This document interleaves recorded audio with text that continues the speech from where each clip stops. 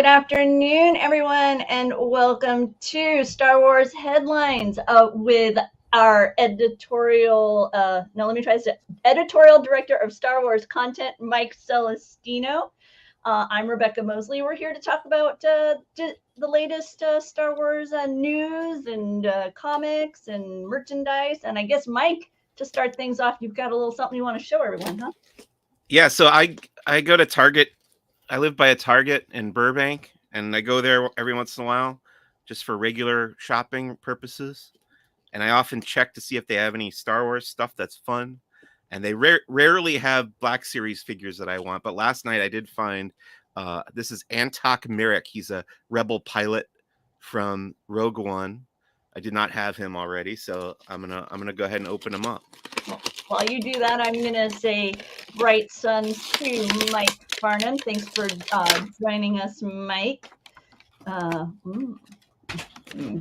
Celestino's opening his Black Series figure. And then he'll find space for it amongst the many, many that you see in the background. Probably not. Probably no space. He comes with a blaster and a removable helmet, but he does not have a holster, which is always disappointing to me. So he has to hold the gun. You have troubled Mike. You have Sorry. I started keeping some stuff in the packages, but I just don't have room to keep all the packages anymore. I don't understand keeping it. I mean, I guess I do from an economic sense, but I don't understand keeping it in the packages. It does look, sometimes it looks nice in the package. And this one did look nice in the package, but I also wanted to have him out because he's such a cool looking figure. He is a cool looking figure. I like it. Yeah, I like the blue rebel pilot uniform, jumpsuit. Pretty neat. Awesome. Well, Disney Plus Day is on its way, and with it, we will get some insider content on the recent Kenobi series. Yeah, so they announced this special. It's called Obi-Wan Kenobi: A Jedi's Return. They have veered away from the Disney Gallery title. Why do you think that might be? Do you have any thoughts on that, Rebecca? I found it odd initially for myself because Disney Gallery is kind of what the high-end merchandise store was, and then like the area of Disneyland that I would go to look at things. And so I don't know, for me, the Disney Gallery, it was a brand I was familiar with in a different way, but I don't know, but I can't think of why, in particular here that they moved away from it. But when they started the first one they branded with the Disney Gallery was the Mandalorian. And when that launched, I think we all kind of figured, okay, they're going to do this for all behind the scenes content for Disney Plus series. Like Marvel would also get Disney Gallery specials and stuff like that. But then when the Marvel ones came out, they called them Assembled, right? Mm-hmm. So there was never any consistency to it. And then they did Disney Gallery Mandalorian season 2, which I think was one episode, and then they did the Book of Boba Fett Disney Gallery.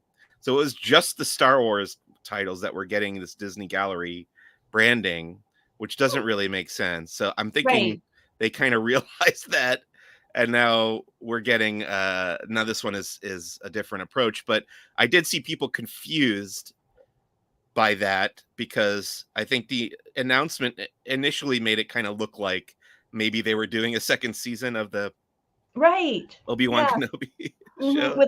Without kind of that overarching title. But I agree with Mike here, and he says, call it behind the scenes or making of or something along those lines. I want to say hi to Kaya. And my husband points out that if you'd have kept it in the package, then you could return it when you were bored with it. Never. It's never once happened in my 42 years. And Juby was among those who thought it was a season 2.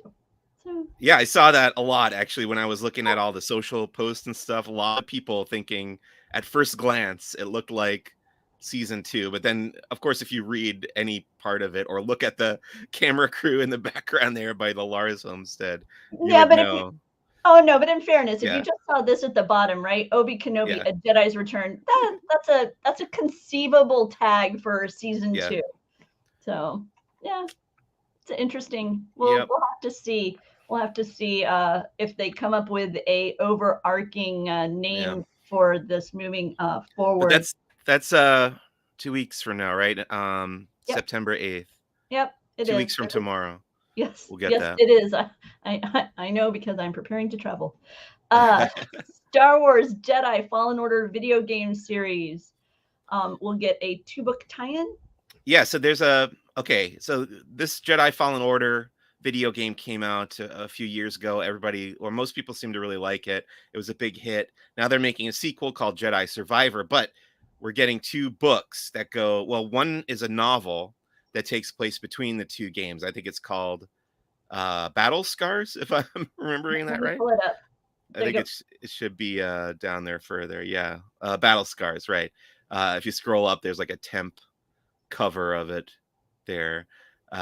So that's by Sam Maggs. That'll be a novel set between the 2 video games coming out in the spring of next year.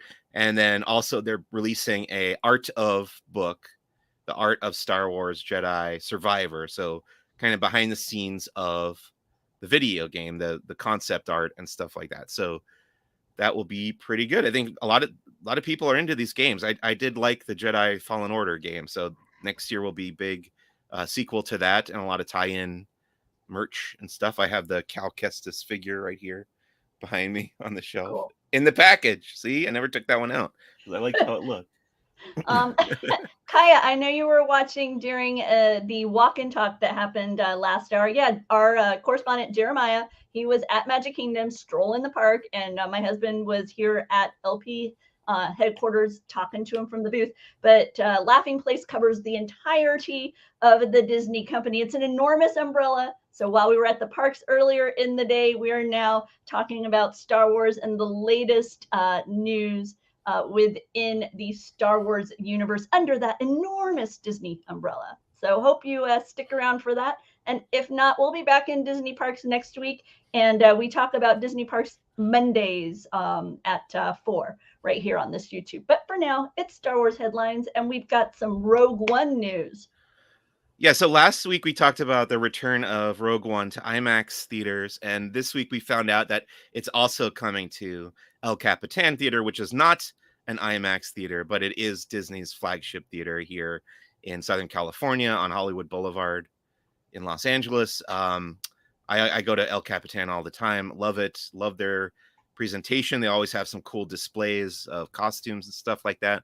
But highly recommend checking that out if you are in the LA area. That's going to be playing 2 days from now, the 26th of August on Friday at El Capitan. I will be there in the afternoon. I think I'm going to I want to say 12:30 show or 1:30 show Friday afternoon. So very excited to see that movie again on the big screen. And they're also showing the preview of Andor, which will be playing with the IMAX release as well. Oh, fantastic. And if you're someone who's a fan of big screen experiences, be sure to check out Laughing Place's announcement on the Disney Plus Day offerings, because there's a number of films that haven't been on the big screen in a while that are making their way back for a short run at select AMC theaters. One of the examples was Newsies. Newsies is among the titles coming there. Continuing with Star Wars, we've got some Bounty Hunters. Oh man, I'm so eager to try this. Yeah, so this Bounty Hunter experience just launched at Walt Disney World, Star Wars Galaxy's Edge. And there's been this mystery about the Ark of the Covenant, which used to be able to see this in the Doc Ondar's Den of Antiquities shop at Star Wars Galaxy's Edge. It was up there behind the Wampa on the balcony for the first few months, I want to say, of Galaxy's Edge opening here at Disneyland in Southern California. And then it just disappeared. It was just gone one day. And I've asked people about it. I've asked cast members. I've asked Imagineers. I've asked Matt Martin at Lucasfilm. Nobody seems to really know why it got taken out. But at least in universe now we have an explanation, because there's this one character in the Bounty Hunter game who is wanted for the theft of Doc Ondar's gold-plated Ark. So at least in universe we now know who took the Ark out of Doc Ondar's. I love that they've come up with this little storyline for the disappearance of the Ark. Also at the parks, Mike, you shared some images from Mike Farnham. Yeah, Mike Farnham sent this over to me this afternoon or this morning, and he credited somebody else whose name I'm blanking on. It was somebody Edward Kenobi. Edward Kenobi. Thank you for sending these to Mike Farnham at the Star Wars Galaxy's Edge fan site, and he sent them over to us.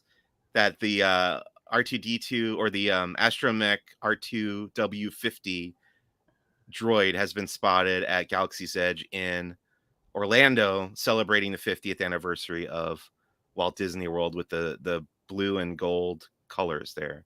And within the story, he is apparently part of the service of the Royal Naboo. So he is was his in story, as he lives on Naboo, serving different members of the royal house. He does look like a very royal looking astromech droid. So yeah, see, with all the regal, blue and the gold, totally. And I really want him. So I'm hopeful that he'll be there when we get back. Mike, I don't know if it did. I'm guessing it did if you're mentioning it, because I think of you as somebody who's kind of in tune with such things. So I will now have to ask our Jeremiah Good, our East Coast correspondent, to track that down for me. Let me know if indeed the Ark has shown up at Jock's. That'd be pretty cool. That's very strange to me if that's the case, because that means, I mean, I'm assuming it was the one that was in the Great Movie Ride, but I'm not sure about that either. But if it was the one from the Great Movie Ride, that means they moved it from Orlando to Anaheim to put it in Doc Ondar's, and then took it out of Doc Ondar's and put it back in Orlando at Jock Lindsay's, which is nuts, but who knows? Who knows? There may have been more than one as well, right? Because you want to have one in case one went down or something. So maybe. So who knows? Perhaps such things. Now we're moving into the world of the Star Wars comics. So this is the beginning of a new arc for the main flagship Star Wars title from Marvel Comics. I thought this was a really good issue. Probably a good place to start, actually, because it is the beginning of a new arc if you are looking to get into these comics by Charles Soule. But this one I read and reviewed last week, and I'm struggling to remember what specifically happened in it. Maybe if I could get those there's this wow, so I've been also rewatching Star Wars Rebels, and there was an episode that was very similar to this, because there's a big Empire Day parade or an Imperial Unity Day parade, and the rebellion attacks it and blows up a bunch of their stuff, and they because they've been struggling to have a victory in the Rebel Alliance after the Battle of Hoth, and then there you go. That was the beginning. What happened later, I don't recall, but it was a good issue. I am excited for this new arc, but just consuming so much Star Wars. One of the things that you mentioned in your review, as I recall, is that you felt that this comic was showing kind of a different art style, that you were noticing a different look within this title. Well, it's a new artist. I think they've started, it's the same writer, Charles Soule, who has been doing it previously, but it is a new artist that started on this comic. It's a little bit cartoonier, I think, than the previous artist, but I do still think it's appropriate for the tone of what he's going for. And that is The Path to Victory, number 26 within the Star Wars title. Let's see, Mike. And then you have number 2 of The Mandalorian. Yes, I remember what happens in this one, because it's a direct adaptation of the second episode of The Mandalorian. So this Mandalorian comic book series is basically just going to adapt the entire first season, episode by episode, which, if you're already familiar with the show and you don't care about reading the comic, you can probably skip it.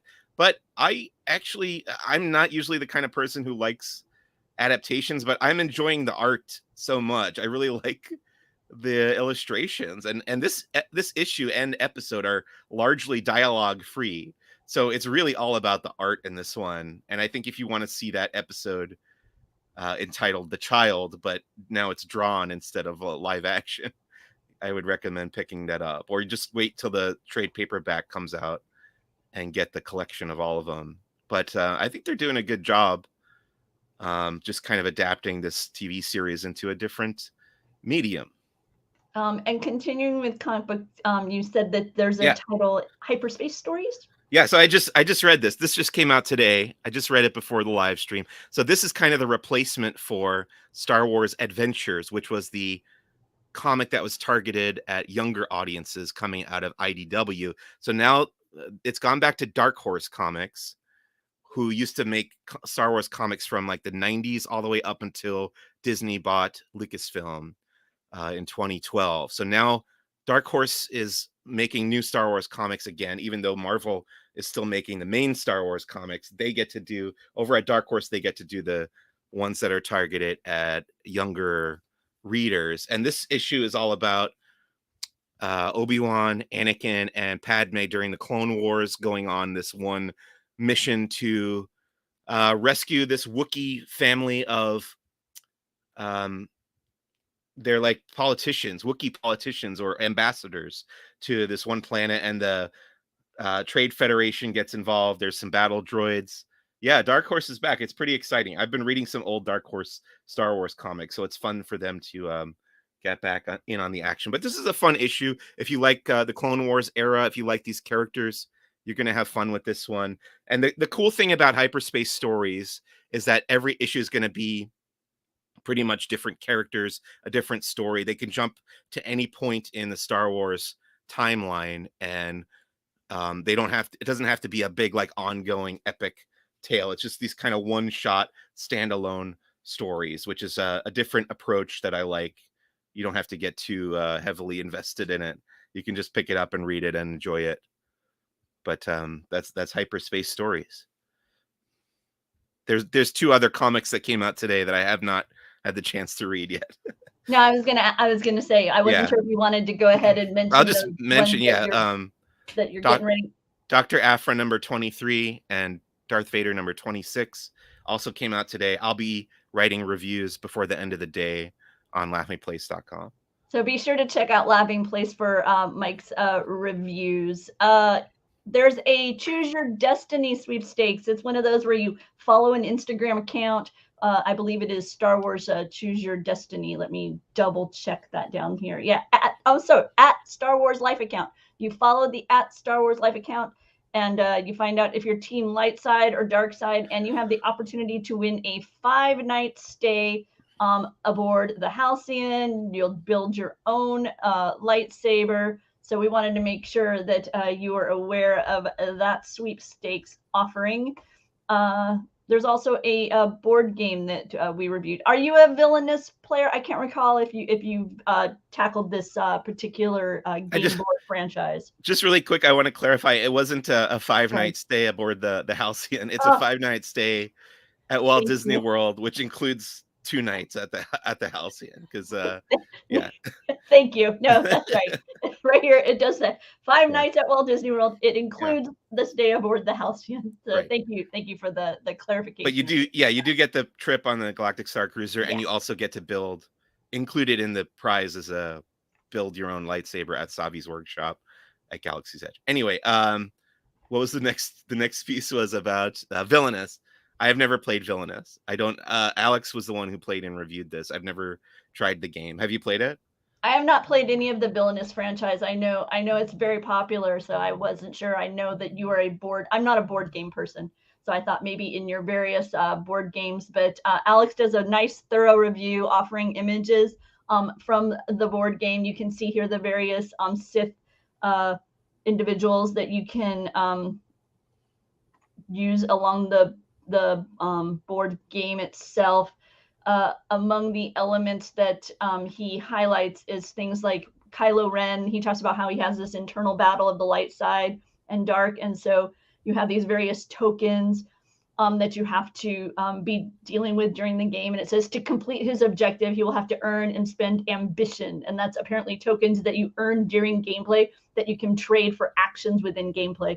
And so then you play his Sith mentors while trying to avoid the Jedi heroes that want to pull him back to the light side. This is one of those games where you're trying to block your opponents from winning, and they're trying to block you from winning, and hence the name of Villainous. It's a very much kind of a subterfuge dynamic. So here's some of the images. Like I say, Alex has a rather in-depth review of Star Wars Villainous. If you haven't tried any of the Villainous games, he does a great job of giving you an impression of what those games are like, and then he also lets you know what Star Wars elements and Star Wars fun make this different within the series. Over at Hasbro, they have something we're much more familiar with, and those are elite lightsabers.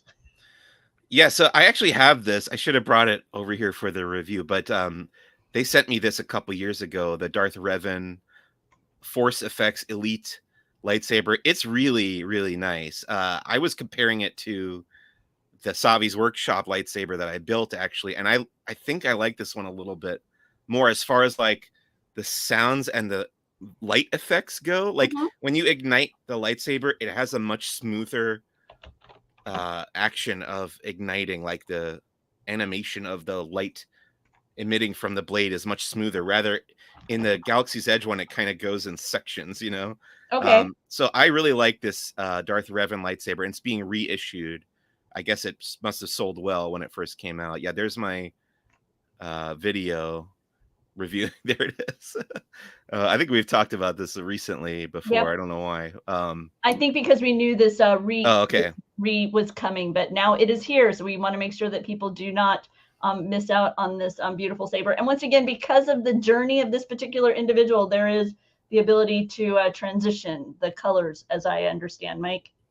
Yeah, if you play the Knights of the Old Republic video games, you can kind of control your own destiny as to whether you go to the light side or the dark side, which is always one of the neat things about those games. I've played through that game, I think 3 times, the original Knights of the Old Republic, and every time I've gone dark side because the powers are so much cooler.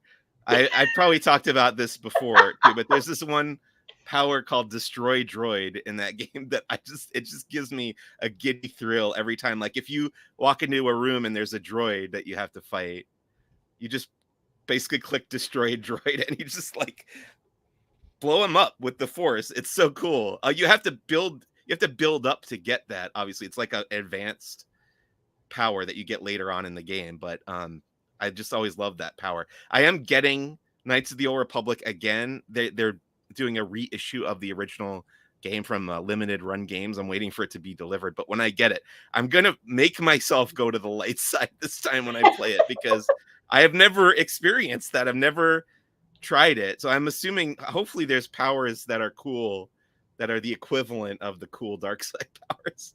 Oh, well, I'm hoping we'll get to see some game video of Mike's adventures in this new game. Well, in this returning game, I should say. Yeah, maybe we'll do a live stream or something of that. That'd be fun. I would enjoy that, and you can talk about how boring the light side is. Denuo Novo sent a package to Mike, but we're going to make sure that you know that they've got a month-long promo happening. Yeah, this company's pretty new. They just started a year ago. But they make high-end replicas of Star Wars costumes, helmets, and other stuff like the Grogu statue. I met them. I interviewed one of their representatives at Star Wars Celebration for my podcast, and he was very kind and showed me around. But it's a lot of cool stuff, and they are celebrating their first anniversary with this discount deal, coupon deal. Yeah, I think it's like 20% off a bunch of stuff. And they sent me over the life-size Grogu statue that they made. It's made of so I said it was plastic in the review, which is not correct. It's made of a hard resin. And it's not posable or anything like that. It's not an action figure. It's just a statue you would put on a shelf. But it does look really neat. It's not soft, it doesn't feel like the fabric or the puppet would feel. I'm sorry, but it does. Off screen. That's okay, but it does look really cool on the shelf. And my favorite aspect of it, and my wife's favorite aspect of it too, is that it does come with that removable mythosaur skull necklace that you can take off of Grogu and wear yourself if you want to. So that feels very authentic to the show, and Grogu looks pretty neat too. I actually thought the actual physical statue looked better to me than the photo did on the box. I agree. I agree with that assessment. And the thing that really struck me was how much this looks like fabric from a distance. Yeah. But then when you picked it up, you know, and brought it closer to the camera, then I could tell that this was resin. But with the way that the texturing is done there in the sculpt, really, really nicely done. And then this is an example of some of the other authentic reproductions that Mike received from Denuo Novo. Yeah, so they also sent me Han Solo's belt.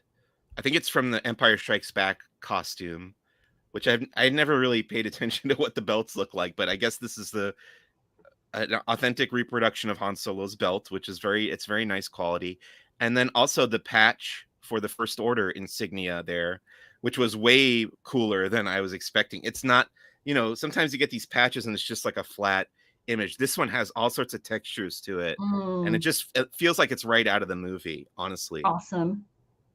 So and if you are looking to put together a Star Wars costume, definitely check out the collection over there at Denuo Novo first and see if they have what you're looking for, because they're steadily growing their offerings. Among the items that caught my attention were a what I will call a sand-colored Bespin outfit for Luke Skywalker, so his jacket and pants that from that sequence.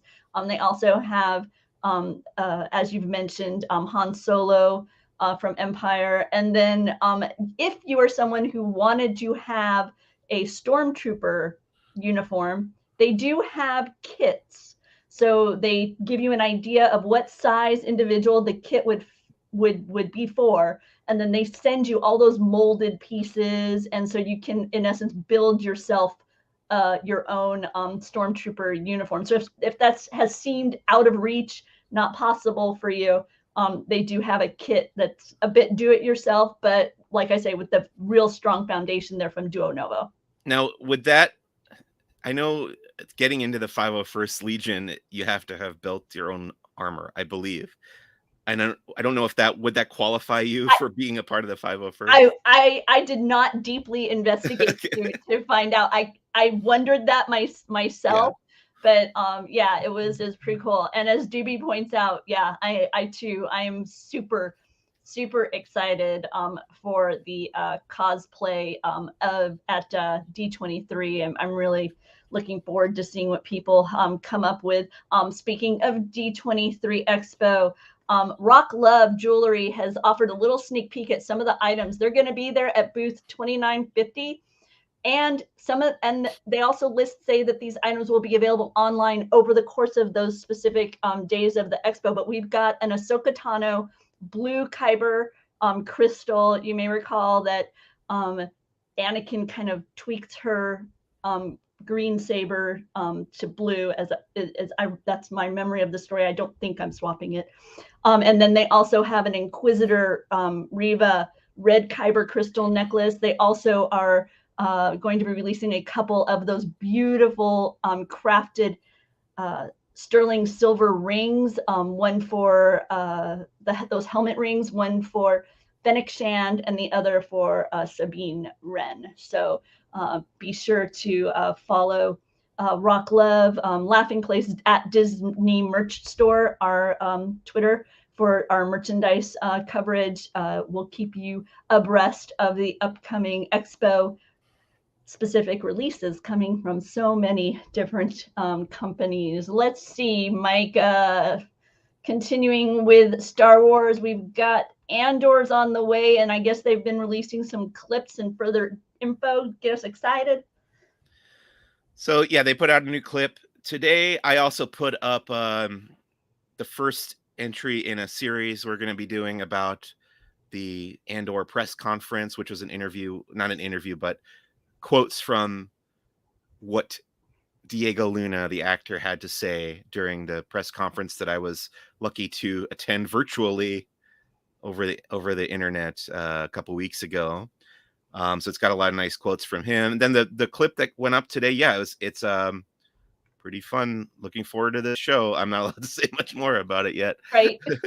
Now, this clip features a discussion between a character, I want to say Luthen, but Yes, but I believe do we? that's right.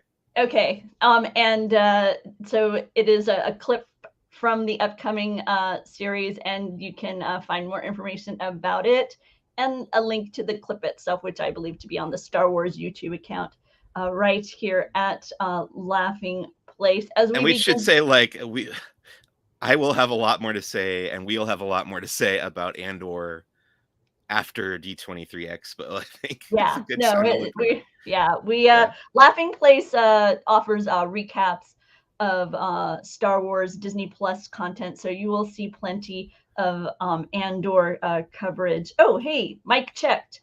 Costume building rules for the 501st is certainly not a Okay. requirement. They understand for most people it's a hobby, and not everyone has a garage or even a workbench. So Okay. thank you, There Mike. you go. I did not Thank know you, that. I Mike. thought you had to Okay. build your own armor. I don't know where I got that from then. So there you go. So you can But probably, I don't know, I won't guarantee it, but you can probably buy your armor kit off Denuo Novo, put it together. I don't know if you have to paint it. Is it unpainted? no, it did not. It did not seem to be Okay. unpainted, but I did Put it not look together. deeply into it. I saw that they have a PDF. I saw that they give you indications as to what sized individuals it may or may not accommodate. And Gotcha. they also gave you some information if you don't fit in within the zone of that particular, that maybe they can have some information to help you out with finding something in your size. But yeah, no, And really then, super yeah, cool. if you want to, maybe you can become part of the 501st Legion and do the cool stuff, the nice charity work that they do, visiting kids in the hospital, stuff like that. And then, of course, appearing at events like probably at D23 Expo. Imagine we'd see some 501st members there. And as Mike points out, they do have an official approval process. I believe that also has to do with character name and a little Right. bit of your backstory as well that you come with and all that kind of elements as well. So it's interesting. There is also a light side organization that's the name is not coming to mind, but they were featured in some Star Wars. Rebel Legion. Thank you. Yeah. So you can if you're a Jedi oriented individual and are looking for fellow Jedi to do this charity work, be sure to check them out. Let's see, Mike, you've been watching Rebels. Yeah. So I thought I really want to rewatch Rebels before Ahsoka comes out next year because I have a feeling there's going to be a lot of Rebels content or callbacks in that series. So I've started my rewatch. I'm doing little recaps for each episode, anything that important that happens, characters that show up, special guest stars. I'm making note of it, and I've done the first 10 episodes so far out of about 75 total. So I will try and have that done. We still don't know exactly when Ahsoka will launch next year, but I'm gonna have that the whole series rewatched and kind of recapped a little bit, like a one paragraph per episode, basically. Nice. By the time we get to Ahsoka. When Disney Plus launched, that was my binge. Oh yeah, Yeah, I'm enjoying it. I like it. I Rebels. like it. I think it's a very entertaining show. It's very breezy. Each episode's like quick. It's like 22 minutes. It goes by so fast, and the characters are all fun. I'm really liking the mythology. I've seen it all before, but just once all the way through, and that was watching it week by week. So I'm enjoying kind of binging it now. Yeah, I found it very binge. I found Clone Wars and it very bingeable. Yeah. Just kind of sit down, spend a little bit of time, and catch some of the mythology that is now more valuable than I thought it would be when those series were running. Yeah, and I hate to say it, I've seen all the Clone Wars as well. Actually, more recently, I finished Clone Wars because it took me some time to get through it. But I enjoy Rebels more than Clone Wars, I have to say, because I like following one group of characters. Clone Wars is kind of like you're checking in with all these different factions and everything. And there were episodes I really liked in Clone Wars, but on the whole, I would say I liked Rebels more as a series. I would agree. And as always, Mike's got a new episode of Who's the Bossk? So yeah, we've been doing this series about the Disney era Star Wars films. Last week we did Solo, a Star Wars story. It's a nice long, almost 2-hour long episode discussion with one of the creators of the hashtag Make Solo 2 Happen campaign. So we talk about that. We talk about the movie, why it wasn't as successful as it should have been, or maybe could have been at the box office, and why they started that campaign. And I thought it was a really good discussion. And this week is going to be all about The Rise of Skywalker. Recording that later today. Okay. Mike Farnham wants you to know that his buddy Steve Sansweet, name drop, said give it a try. So he did. Loved it. Yeah. It was part. I mean, the cartoon thing is part of what made it challenging for me to embrace it. And I was kind of just burned in general on the whole Star Wars thing at the time. Yeah. Of these, so it was kind of because I had read so many of the EU and all that, and so then for it to be just right. oh nope, and so I was like, I don't know how invested I want to get in these characters. But now, like I say, when Disney Plus dropped, seeing that the franchise is now under the watchful eye of Filoni, and knowing Filoni's involvement with that, I was like, okay, so now this is going to matter more. And so I took advantage of the fact it was over on Disney Plus and caught up on all of that. Let's see. I guess that takes us through what we've got this week from Star Wars headlines. We'll be back next week with more from the galaxy far, far away.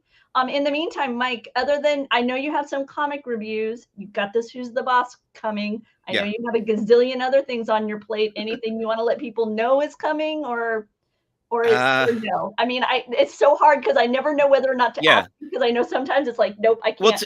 I'll say, today, this Andor thing, there's this whole big Andor thing that's happening. Today was the beginning of the embargoes dropping. Gotcha. So right now I'm allowed to talk about the press conference that I attended. Awesome. Okay. So that stuff has started to go up. There's going to be one every day. Fantastic. Today was Diego Luna. Tomorrow will be Tony Gilroy, the showrunner for Andor. And then there's more cast members and stuff doing the press conference.